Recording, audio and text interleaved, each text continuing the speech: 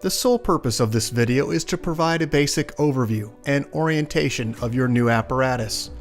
This video is not intended to act as or replace individualized driver-operator training. Individual fire departments may base guidelines, policies, and procedures tailored for best practices. Pierce Manufacturing and Hughes Fire Equipment representatives are not liable for injuries caused from acts resulting from actions inconsistent with the information provided within this video and/or accompanying manuals. Refer to the Operation and Maintenance Manual for complete details relating to the components and features of this apparatus. Only trained personnel should operate this vehicle or perform maintenance. You are responsible for learning how to operate this fire apparatus under all conditions without having to refer to the manual while operating at an emergency incident. This video will discuss types of warnings and caution labels. It is your responsibility to locate and identify each of the labels and understand the importance and associated hazards.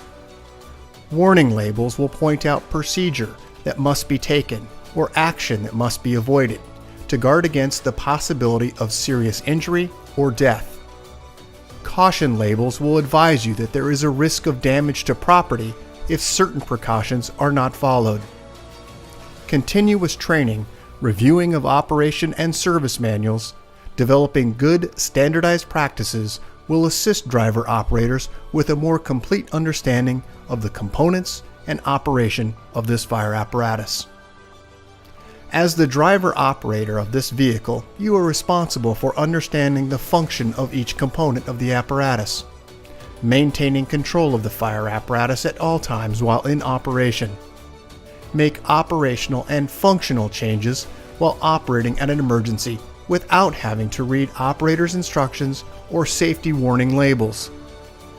Operate manual override and emergency shutdown procedures immediately if a component fails to operate properly. Components location may vary with each Pierce fire apparatus. Review the exact location of each component prior to operation. Major inconsistencies between your vehicle and the information contained in this video should be directed to your sales representative. Safe operation of any vehicle is the responsibility of the driver operator. You must learn the location and function of all controls, switches, gauges, valves, inlets, and discharges. Due to a higher center of gravity, heavy trucks have a significantly higher rollover tendency than other types of vehicles. To reduce the risk of rollover, avoid making sharp turns, excessive speed, and avoid abrupt maneuvers. In the event of a rollover crash, an unbelted person is significantly more likely to become injured or die than a person wearing a seatbelt. In the event of a crash, unbuckled occupants can also become a hazard to other occupants, as they may be thrown around inside the cab. Seatbelts are required while in operation. Please refer to your warranty certificates for details and information enclosed in your manuals. Customer-installed equipment must be mounted to withstand road travel and comply with NFPA 1901. Modifications such as drilling holes or welding to structural frame components of the chassis are not permitted. Contact Pierce for instruction and review of non-structural sheet metal or other dissimilar metals for modification. Follow the radio installation guide for further assistance on installing or mounting electronics. Before placing your new apparatus into service, perform a primary inspection of key components of the apparatus, including all fluid levels, anti-lock braking systems, electronic stability control, and automatic traction control. Weigh your apparatus to ensure that it conforms to axle and brake ratings. Never exceed the gross axle rating printed on the label inside the cab. Exceeding these ratings could lead to reduced component life, personal injury, or death. Review the use of auxiliary braking systems, compression brake, exhaust brake, electronic retarder, and hydraulic retarder. Before placing the apparatus in service, refer to the operational maintenance manuals. Information on the operation and maintenance functions for the components such as the pump, pressure governor, and foam systems, along with other options, is provided in either the Pierce manuals and/or other manufacturer support information delivered with the apparatus. If you need more information, please contact Hughes Fire Equipment. Congratulations, Portland, Oregon, on your new fire apparatus, job number 31377. Please utilize this job number when referencing your apparatus with Hughes Fire Equipment and Pierce Manufacturing. Let's get started on a brief orientation of your new apparatus. Starting just underneath the front bumper, you'll find two closed tow hooks. Moving up onto the face of the bumper, on the passenger side is where you'll find your Whelen speaker siren assembly. Moving just inward of that location, dual air horns.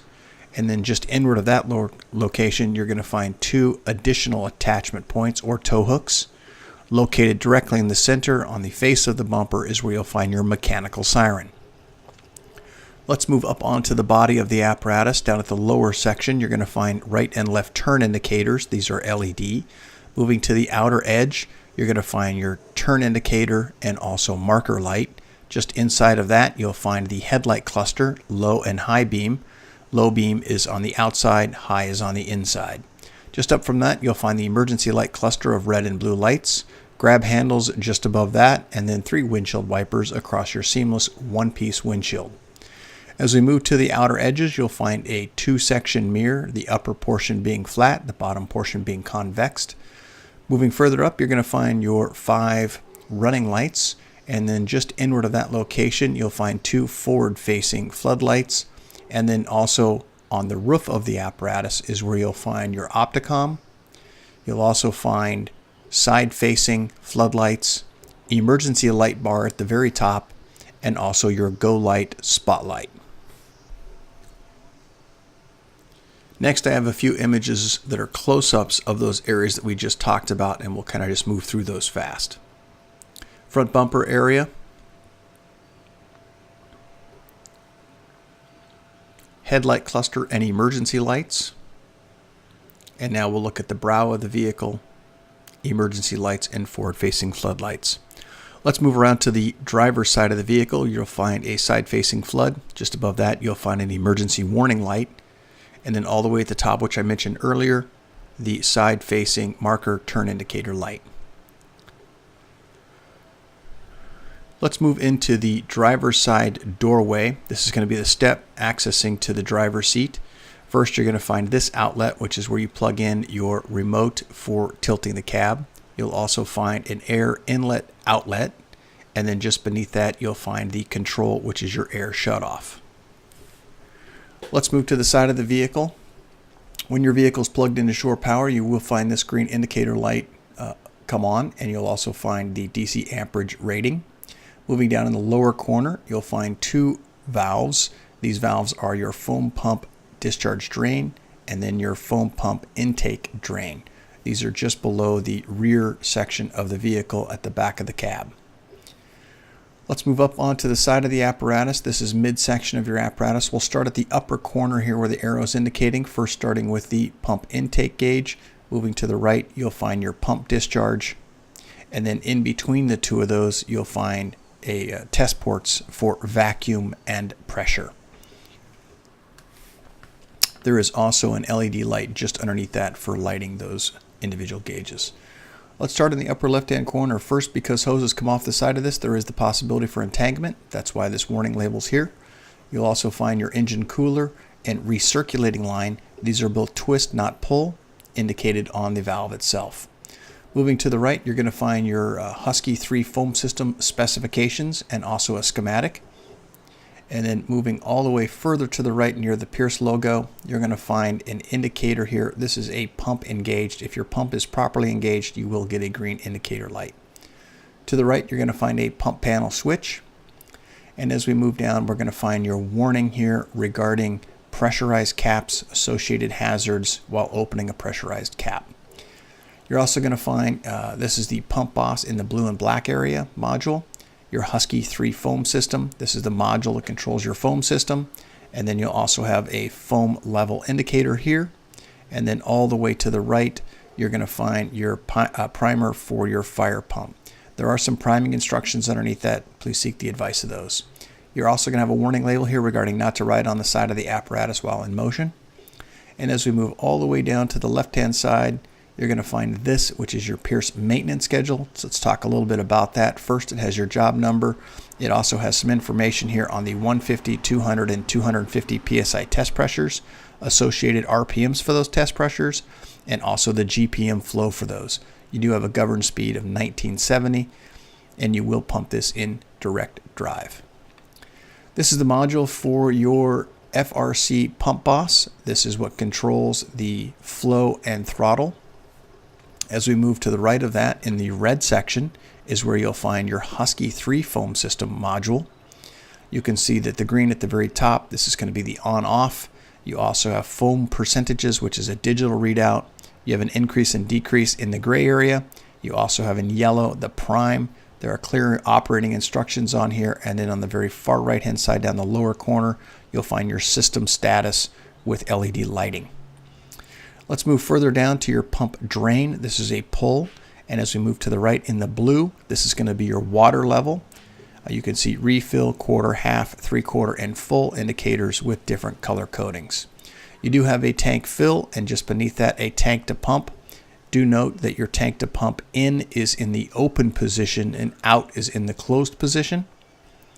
As we move further down, you'll find some maintenance information here regarding that schedule for the 150, 200, and 250 PSI. Then you also have a placard here describing the type of pump that you have, which is Watrous, including the serial number. There is a warning label here regarding not to mix different foam types or batch types for your foam.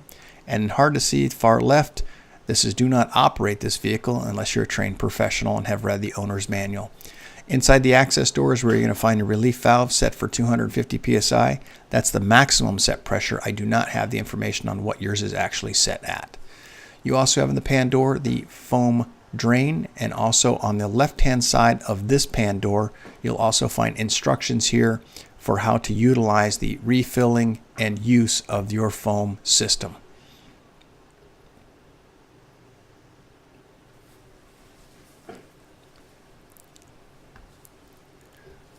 Let's go ahead and move from this location. General view here, that was the compartment that was open. This is the Watrous pump type. You can see it is a CSU model, and that's the pump model. And then you can see the capacity is a 1500 GPM, and then you can see the serial number and the ratio a 2.46. General view here, the lower section. This is your auxiliary side inlet. It's a 2.5-inch inlet.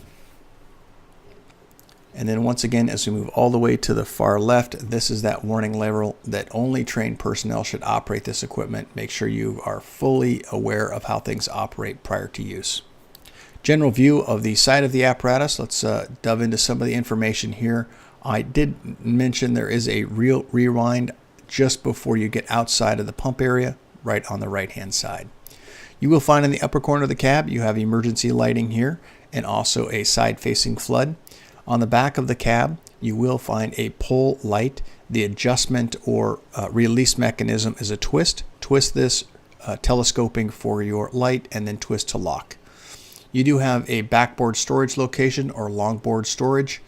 And then at the very top, we're going to find your booster stream and also your master stream device, your deluge. At the very top in the dunnage area is where you're going to find the fill location for your foam system. This is hydraulic foam fill. And then the arrow indicating now is for access to your foam tank. This is the foam hydraulic oil reservoir fill, which I mentioned a few moments ago. The black cap removes, and that's the fill location. The booster line does have a tensioning screw here. It also has a manual rewind where you can insert a tool and then manually rewind your reel. Let's look up again at the dunnage area. You'll find the water tank fill location, and then you'll also find your foam fill for your foam tank. You have a 24-foot and 14-foot ground ladder and also a 10-foot attic. There are also some long tools also on the ladder rack. Let's move through some of the compartments here. First, starting with the straps here for bottle security. These are for your SCBA bottles. There are 3. Inside, just over the rear tire, is where you're going to find your tool board. As we move through this, you'll also find additional bottle storage with those straps for securing the bottles. On the side, you're going to find silver cap diesel. As we flip this lever down, you'll find your DEF. This is a 4.5 gallon tank, blue for DEF. Looking down in the rear compartment, you will find an additional cord. This is going to be shore power.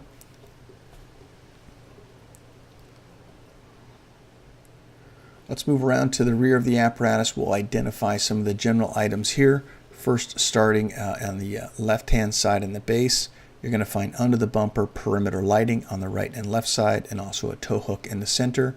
On the outside, you'll find running lights, and also moving up from that location, you're going to find some warning labels here regarding entanglement hose, pressurized caps, and also not riding on the side of the vehicle or rear of the vehicle. That's what these indications are for here. As we move through, there is a cluster of 3 switches. We'll talk about those in a moment. Moving up from that location is where you'll plug your vehicle in for shore power. When properly plugged in, you will find a light that illuminates, and then you also have 110 power here when plugged into shore power. Moving up from that location, you'll find a push buzzer for alerting the driver for forward, backwards, or stop. And then moving up, you're going to find rear-facing floods. We'll also talk a little bit about some of the other items. Directly in the center is where you'll find your backup or reverse camera. Let's take a look at some of those items. You can see that you have deck lights, rear light seams, and then you also have your air suspension dump. This is your shoreline power and also shoreline inlet. This is your warning buzzer, 1 stop, 2 go, 3 back up. As we look to the outer edge, you're going to find that driver's rear 1 3/4 line, and then also a 2.5 inch. On the passenger side, you're going to find the rear inlet and also the officer's rear 1 3/4. Located just underneath the camera, you'll find access to this opening compartment here in the rear, and at the very top in the hose bed area, you'll find your traffic advisor. General view of the side of the apparatus. Down at the very bottom, because there's a rear discharge, this is the location where you're going to find if you need to bleed the rear inlet or drain. This is the location for that. As we move to the side of the apparatus, in the compartments, you're going to find first air recirculation and also LED and adjustable shelving. Once again, moving through, you'll find sufficient bottle storage locations with straps, and then you're also going to find in this pan door your equipment rack hydraulic reservoir. Moving to the mid cab, this is going to be over the rear tire. And as we move forward of that location, once again, SCBA bottle storage. Let's now move midship of the apparatus. We'll talk about some of the items here. In this compartment is where you're going to find the timer for your air vent system, which flows air within the compartments. Let's start first in the upper right-hand corner. This is once again a warning label regarding entanglement with those hoses. Once again, riding on the side of the apparatus, not advised while in motion. And then also pressurized caps and the associated hazards. There's some information here on that. General identifier, we have a 2.5 inch cross lay, and then we also have an 1 3/4 cross lay. Just to mention something about the discharges, they're all color coded and labeled. Inside the pan doors, where you'll find your power module and your hose reel master. This is a 1/4 turn, the red switch. And then as we move just outside of that, you're going to find the number 2 officer side discharge. You're also going to find your powered equipment rack, and there also is an audible warning that can be adjusted simply by just twisting. Access panel. As we move just down to the lower section, you'll find all of your discharge drains. These are all turns, not pulls. They're color coded and also labeled. This is going to be your officer side auxiliary inlet. This is a 2.5 inch. As we look further up onto the side, you'll find the additional drains. You also have a large diameter discharge and a large diameter intake. Moving around to the side, you'll find an additional pan style door here with LED lighting inside. Let's move inside the cab. First, on all points of entry for any personnel, there'll be these labels regarding warning using your seat belts and also information about airbags. You also have an assist here, the red strap for getting in and out of the cab. And then located now is the information regarding your transmission fluid and also oil check. These are your daily checks. There is a light within inside this compartment. General view of the rear of the apparatus, and we'll just kind of go through some of these images here. You do have seats that fold down that are rear facing, and then you also have forward facing seats. Each compartment does have access inside as far as 12-volt access. As we look overhead, you're going to find first you have some lights. These are the switches that control the center lights. There are also push on, push off, red and white lights. These are the independent switches for those large lights that are in the very rear.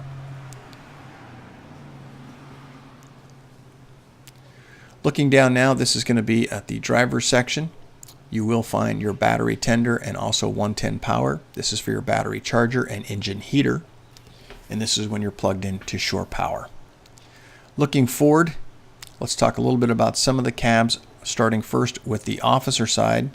You will find this warning label, and this is indicating that you have a supplemental restraint system airbag, and that's indicated by the SRS. Please do not block this area or mount anything within this area. You'll also find warning labels here on the right-hand side for all points of access. Let's get back inside the cab. This is your mechanical siren on the right foot of the officer. And then as we move also about knee height, you'll find the fill location for your windshield wiper fluid. On the left-hand side of the officer doghouse here, you're going to find 12-volt access, USB style, and then overhead, you're going to find your Whelen siren control and PA control function module. As we move to the left from this location, we're going to find first the alarm silence, also a siren brake, and then future switch locations if needed. Moving further in the center, you'll find your AC unit, air conditioning unit, and then you'll also find your pulls for your air horns. Located directly in the center is where you're going to find this red style puck light. This is indicating if lit, do not move the apparatus, you have a compartment, or someone is not belted. Also, you're going to find the control module for your go light. This is a spotlight just above the light bar on the top of your vehicle. And as we move up onto the actual overhead section, you're going to find a subsection of switches, driver side alley lights, driver side scene lights, front scene lights, rear scene lights, officer scene light, and officer alley lights. As we now move to the driver's side, once again, you'll find warning labels here across the entire door for all points of entry. I would like to point out, although not visible in this image, there is a yellow placard down in this location, and let's talk about that next. First, this is your manufactured for Portland Fire and Rescue. It has the job title. It has also the job number, in addition with a tremendous amount of information here, including the VIN number, all of your components, fluid capacities, and fluid types. It also has gross vehicle weight ratings.